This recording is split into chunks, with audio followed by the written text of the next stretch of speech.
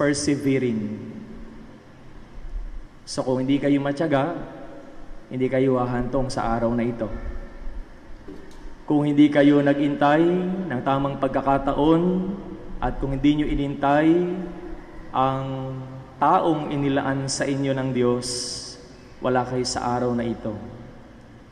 So everything is planned. Not according to your own plan, but according also to the plan of God. Ang totoong pag-ibig ay mapagtiyaga. Roger, hanggang kailan ka magtsatsaga? Hanggang dulo. Nasaan ba yung dulo?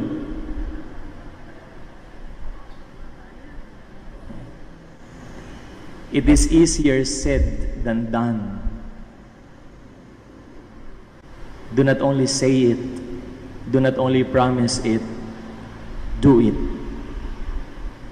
Jenny, hanggang kailan ka magiging matyaga? For life. But where is life?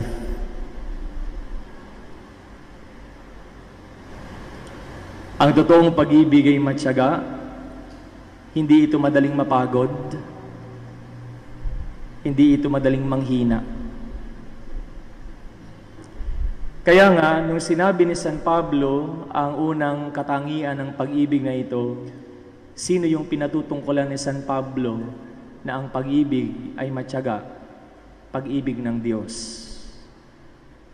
Only the love of God is persevering, because human love will not always be persevering. Human love will always change. But the love of God is always persevering. Kaya kung dumating man ang panahon na magsawa, manghina, laging lumapit sa Diyos, nadagdagan ang inyong mga pag-ibig para sa bawat isa, nadagdagan ito ng pagtitiyaga. The second description of Paul about love is not only persevering, but love is nourishing. Ang pag-ibig ay nagbubusog. Wala sigurong nagmamahal na hindi binubusog ang kanyang minamahal. Sa mga nandito na magpahanggang ngayon ay magkakasama pa rin silang mag-aasawa na nagpapatuloy na maging matyaga. Totoo yung pag-ibig kung ito ay nakabubusog. Hindi lang ng tiyan, kung hindi ito ay nakabubusog ng pagkatao. Genuine love nourishes not only the physical, genuine love all the more nourishes the person. Anong ibig sabihin ni San Pablo nung sinabi niya yon? Jenny, tanggapin mo ang singsing na ito. Kailanmay di kita pagtataksilan, isuot mo at pagpakaingatan ang singsing na ito na siyang sangla ng aking pag-ibig at katapatan. Sa ngalan ng Ama, ng Anak, ng Espiritu Santo. Amen.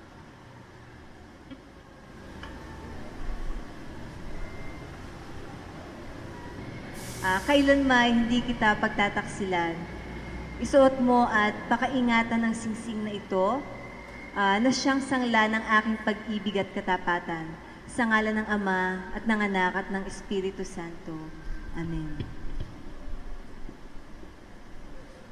Jenny, kailanmay di kita pababayaan, ilalagak ko sa iyo itong mga aras na tanda ng aking pagpapahalaga at pagkalinga sa kapakanan mo at ng ating magiging mga anak. Sa ngalan ng Ama, ng Anak, ng Espiritu Santo. Amen. Tinatanggap ko ito at nangangako akong magiging iyong katuwang sa wastong panggamit at pangangasiwa ng ating kabuhayan. Mga minamahal na sambayanan ng Diyos, iniharap ko sa inyo ang bagong kasal na sina Roger at Jenny, sila'y ating palakpakan.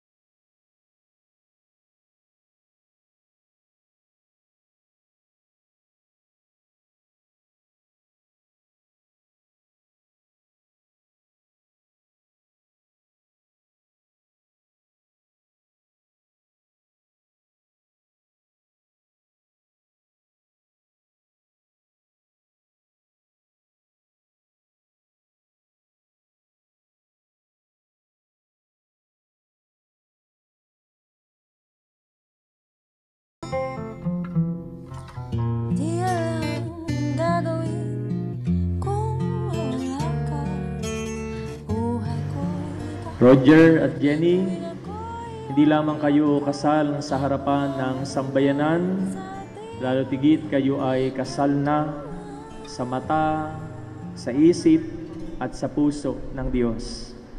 Roger, maari mo nang hagkan ang iyong asawang si Jenny.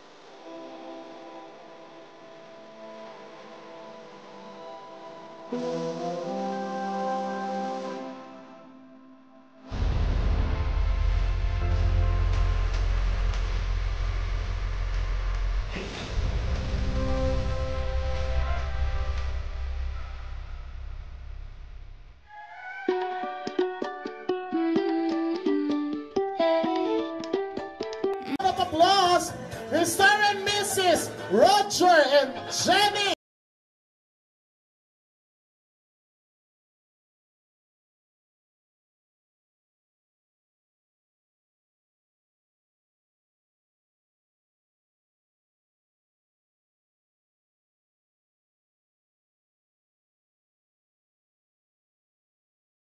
Ayun, salamat po sa lahat ng pumunta sa kasal ni Jong at Jenny.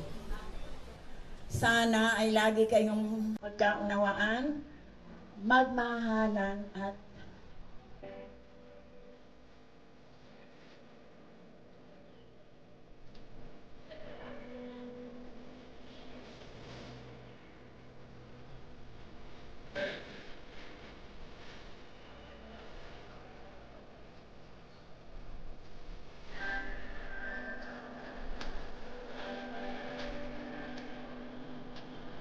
Palakpakan naman po natin sila, guys.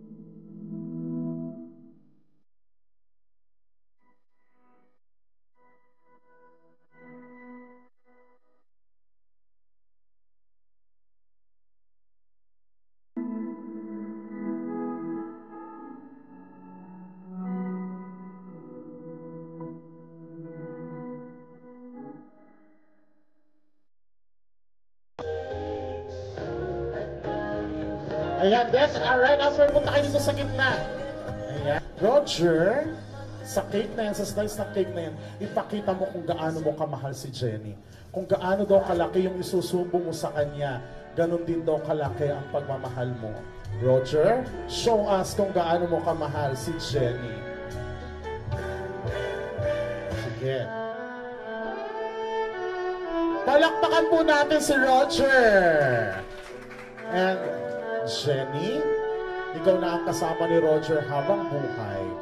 Ipakita mo kung gaano mo siya mas kamahal sa aming lahat. Go ahead, Jenny. Come on.